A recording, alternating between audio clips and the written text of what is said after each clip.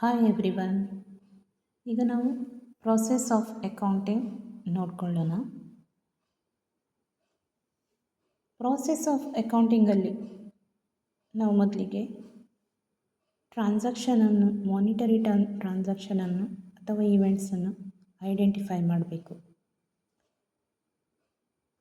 Next source of documents, source ಅಂದರೆ bills, vouchers, ಈ ಡಾಕ್ಯುಮೆಂಟನ್ನು ನಾವು ನೋಡ್ಕೊಳ್ಬೇಕು. ಆಮೇಲೆ ಅದನ್ನು ಜರ್ನಲಲ್ಲಿ ರೆಕಾರ್ಡ್ ಮಾಡ್ಕೊಳ್ಬೇಕು.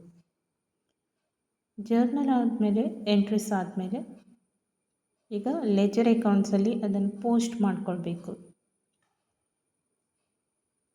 ಆಮೇಲೆ ನಮಗೆ ಸಿಗ್ತದೆ, ನಾವು ಟ್ರಯಲ್ ಬ್ಯಾಲೆನ್ಸ್ ಸಿಗ್ತದೆ, ಅದನ್ನು ನಾವು ಪ್ರಿಪೇರ್ ಮಾಡಬೇಕು.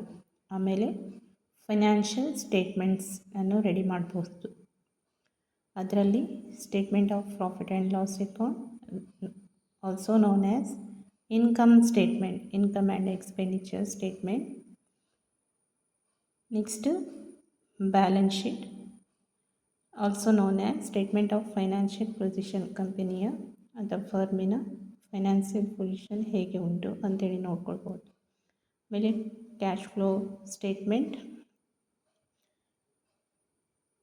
Next statement of changes in equity, ಆಮೇಲೆ ನೋಟ್ಸು ಟು ಫೈನಾನ್ಷಿಯಲ್ ಸ್ಟೇಟ್ಮೆಂಟ್ಸ್.